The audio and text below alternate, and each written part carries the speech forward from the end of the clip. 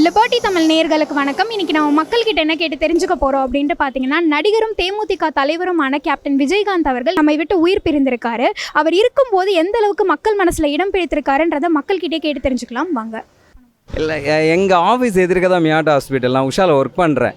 So கடந்த ஒரு மாதமாகவே அவர் அங்கே ஹாஸ்பிட்டலில் தங்குறாருன்னா, நேற்று நான் போயிருந்தேன். ஆக்சுவலாக எனக்கு அங்கே போலீஸ் பாதுகாப்பு போடுறாங்கன்னே பக்கு பக்குன்னு இருக்கும் அந்த ஏரியாவில். இப்படி அவர் வந்து அங்கே தான் மியாட்டா ஹாஸ்பிட்டலில் தான் லாஸ்ட் 6 மந்த்தாக ட்ரீட்மெண்ட்டுக்கு வருவார். அதை கேட்கும் போதே மனசு பக்குன்னு இருக்கும். நேற்று ஆஃபீஸ் கிராஸ் பண்ணும்போதே எனக்கு அந்த இது ஃபீல் ஆகிடுச்சு. ஏன்னா அங்கே வரும்போதெல்லாம் போலீஸ் பாதுகாப்பு போட்டுருவாங்க அவர் வந்திருக்காருன்னா. ஏன்னா தொண்டர்கள்லாம் வந்துருவாங்க இல்லையா. போன மாதமும் இதே மாதிரி ஒரு நிலைமை இருந்தது. ஆனால் பத்திரமா வீடு போயிட்டார். இன்றைக்கி எதிர்பார்க்கவே இல்லை, அப்படி ஆகிடுச்சு. கேட்டவுடனே ரொம்ப ஹர்ட்டாக இருந்தது. ஆக்சுவலி விஜயகாந்த் ஐயா வந்து நல்லா செய்வார், நல்லா பண்ணுறாரு. கொரோனா பீரியடில் கூட பொதிக்கிறதுக்கு இடம் கொடுக்காத அவர் இடத்தே கொடுத்தாரு. அவர் நடிக்கிறதுக்கு போனால் கூட நடித்த அவருக்கு என்ன சாப்பாடு கொடுக்குறாங்களோ அதே சாப்பிட்டு தான் நடிக்கிறதுக்கு எல்லாருக்கும், கீழேருந்து மேலே வரைக்கும் அடிமட்டத்துலேருந்து யாருக்குமே அவர் நல்லது செய்யணும் தான் அந்த எய்ம் இருந்தது. நல்லபடியாக அவரை வந்து எம்ஜிஆர் கற்று 4 நாள் டிஃப்ரென்ஸில் அவர் இட்டும் போயிருக்காங்க. இவருக்கு 24 எம்ஜிஆருக்கு, அவருக்கு 28, 4 நாள் டிஃப்ரென்ஸில் நல்லபடியாக போய் சேர்ந்துட்டார். எல்லாம் நடித்தார், எல்லாம் பண்ணார், எவ்வளோ ஏழைங்களுக்கெல்லாம் கொடுத்தாருன்னு கேள்விப்பட்டோம். படம்லாம் சூப்பராக தான் ஓடும். அவர் படம்லாம் நல்ல இது தான். அவர் இறந்துட்டு தான் தாங்கலை எல்லாருக்குமே. எங்கள் எல்லா வீட்டில் எல்லாம் பார்த்துருந்தாங்கிறோம். காலையிலேருந்து டிவி பார்த்துருந்தாங்கிறோம். நாங்கள் இந்த மனசுக்கு தான் பொப்பில் என்ன பண்ணுறது. அவர் நல்ல நேரம் மார்கழி மாதம் செத்துருக்காரு, நல்ல சொர்க்கத்துக்கு தான் போவார் அவர். அது வந்து ஒரு அதிர்ச்சியாக தான் இருக்குது. அவர் இல்லைன்றது ஒரு நல்ல மனுஷன் நாட்டில் இல்லையே. அப்படி இருந்து மக்களுக்கு அவரால் நல்லது செய்ய முடியாத போயிட்டாருன்னு ஒரு மனசுக்கு எல்லாருக்குமே ஒரு துக்கமாகவும் ஏக்கமாகவும் ஒரு கவலையாகவும் தான் இருக்குது.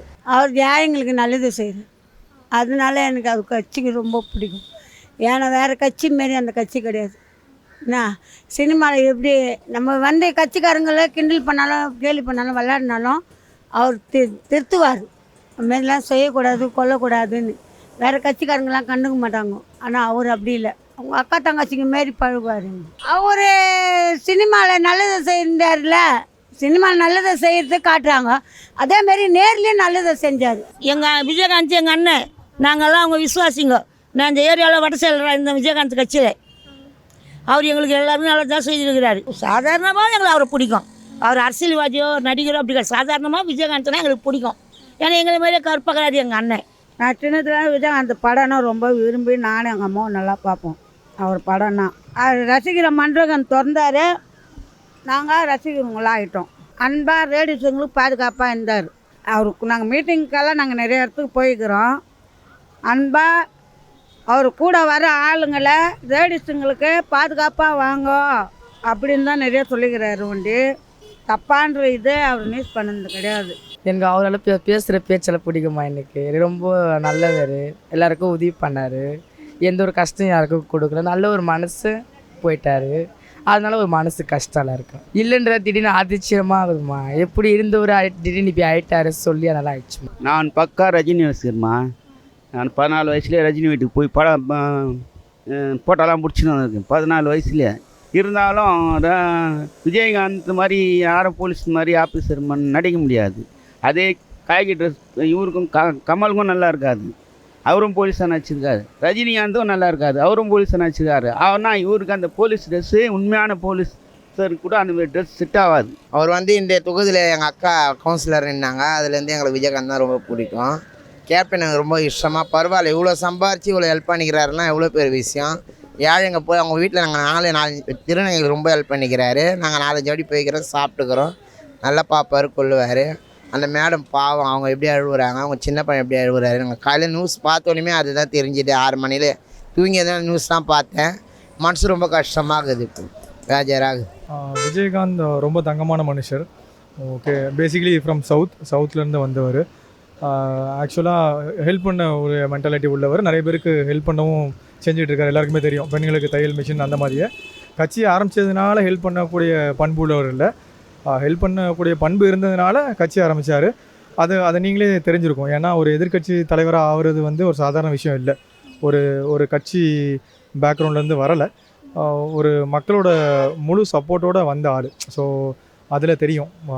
ஏன்னா எல்லோரும் சொல்லுவாங்க, ஒருத்தர் இறந்தோன்னே தான் அவருக்கு எத்தனை பேர் சப்போர்ட்டு, எத்தனை பேர் வந்து நிற்கிறாங்க, அப்போ தான் தெரியும் அப்படின்னு. ஆனால் அதுக்கு முன்னாலேயே அவர் நிரூபித்து காமிச்சவர். ஸோ அவ்வளோ அழகான தங்கமானவர். எனக்கு பிடிக்குன்னா அவர் அடிமட்டத்துலேருந்து வந்தவர். அடிமட்டம்னா என்ன தெரியுங்களா? நம்மளை மாதிரி இருந்து வந்த மனுஷன் எனக்கு தெரியும். ஏன்னு கேட்டிங்கன்னா ஒரு லாட்ஜில் தங்கியிருந்தார். எனக்கு படத்தில் ஒரு இன்ட்ரெஸ்ட்டு, நடிக்கிறதுக்காக எனக்கு ஒரு ஆர்வம். எனக்கு ஊர் சொந்த ஊர் கும்பகோணம். அப்போ சின்ன வயசில் நான் வந்துட்டேன். வரக்குள்ள அவரை நான் பார்ப்பேன். அவர் வண்டி என்ன தெரியுங்களா? பழைய காலத்து வண்டி ஒன்று வச்சுருப்பார் தெரியுங்களா? ஒரு அந்த சட்டம் உரை இருட்டார், அந்த வண்டி வச்சுருக்காருல, லாட்ஜிலேருந்து தங்கி போயார். அந்த நேரம் நான் போய் பார்த்தேன். அப்போல்லாம் அவர் கல்யாணம் அவ்வளோ ஒன்றும் இல்லை. குடும்பம் பெரிய குடும்பம் அவருக்கு. சொந்த பந்தம்லாம் சினிமாவில் போகக்கூடாதுன்னு சொல்லி அவங்கள கான்சல்ட் பண்ணிட்டாங்க. ஆனால் எப்படியாவது அவர் நடித்து பெரிய ஆள் ஆகணும்னு நடித்தார். நடித்து ஒரு ஸ்டார் ஆகிட்டார். அவர் நிறைய ஹெல்ப் பண்ணிக்கிறார். அப்போதுலேருந்து நிறைய ஹெல்ப் பண்ணிக்கிறார். அதனால் பிடிக்கும். அரசியல்வாதியும் பிடிக்காது, நடிகராக பிடிக்கும். நடிக்கிறதுல நல்லா பண்ணியிருக்காரு. இது வரைக்கும் யாருமே பண்ணாது பண்ணிக்கிறாரு, நிறைய ஹெல்ப் பண்ணிக்கிறாரு. அதனால் பிடிக்கும். செந்தூரப்பூவி கல்யாணம் ஆன புதுசில் நாங்கள் அந்த படம் தான் பார்த்தோம், விழுப்புரத்தில் பார்த்தோம். அது நல்லா இருந்துச்சு, அதனால் அவர் எனக்கு பிடிக்கும். அப்போத்துலேருந்து 33 வருஷம் ஆகுது அந்த படம் பார்த்து. சொல்லு, செயல், எண்ணம் எல்லாமே மக்களுக்கு, சமுதாயத்துக்கு எதாவது செய்யணுன்றது தான் இருக்கும்.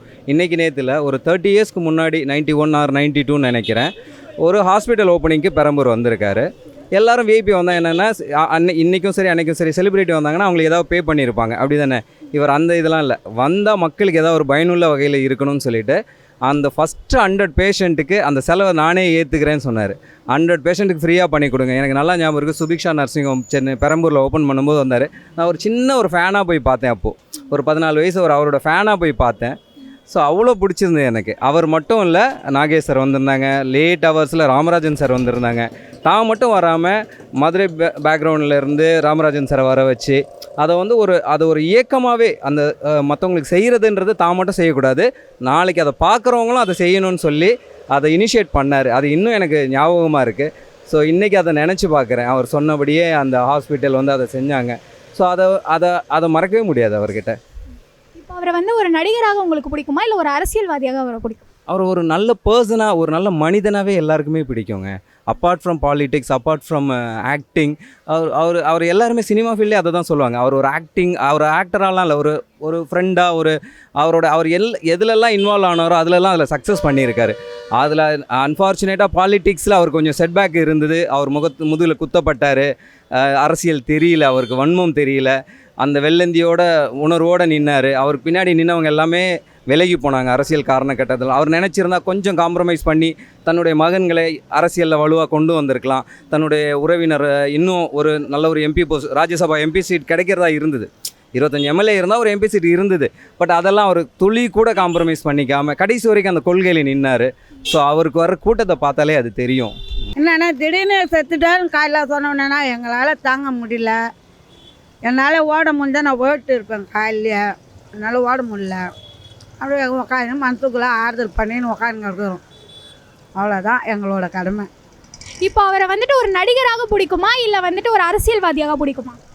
எனக்கு ஃபஸ்ட்டு நடிகர் படத்தில் அவரை நடித்த படம் ரொம்ப பிடிக்கும். எனக்கு படத்தில் தான் ரொம்ப பிடிச்சிருந்து. அப்புறமா தான் அவர் அரசியலில் இறங்கினார். ஒரு நடிகராக ரொம்ப பிடிக்கும். எல்லா படமும் நல்லா இருக்கும். அவர் படம்லாம் ஹிட்டு தான், எதுவுமே டவுனே இல்லை, எல்லாமே ஹிட்டு. அவர் எனக்கு ரொம்ப பிடிக்கும் விஜயகாந்த். ஏற்றுக்க தான் முடியல, என்ன பண்ணுறது? அவர் உடம்பு சரியாத இறந்துட்டார், கடவுள்கிட்ட போயிட்டார். அவரை மாதிரி யாரும் வரமாட்டாங்க. அந்த பிடிச்சி தான் அவர் இப்போ செய்கிற செயல்பாடு பிடிச்சி தான் நாங்கள் செஞ்சோம். இப்போ ஒரு தலைவராக ஒரு தொண்டனா பார்க்க மாட்டார், எல்லாரையும் ஒன்றா தான் பார்ப்பார். பக்கத்தில் உட்காந்து பேசுவார், கொல்லுவார், எல்லாம் செய்வார். இப்போ அவர் இல்லை அப்படின்னும் போது அதை உங்களால் எப்படி அதை ஏற்றுக்க முடியுதா? எனக்கு கஷ்டமாக இருக்குதும்மா. கையிலேருந்து நான் தான் இருந்தேன். எனக்கு கஷ்டமாகுது. இப்போ எம்ஜிஆருக்கு அடுத்தது அவர் தான். அவரே போயிட்டார். இப்போ என்ன இருக்குது? ஒன்றுமே இல்லை. யார் இன்னும் நல்லது செய்கிறாங்க சொல்லுங்கள்.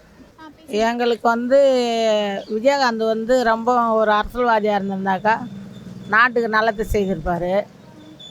அவர் உயிரோடு இருக்கும்போது ரொம்ப பேருக்கு நிறைய உதவி செய்துக்கிறாரு.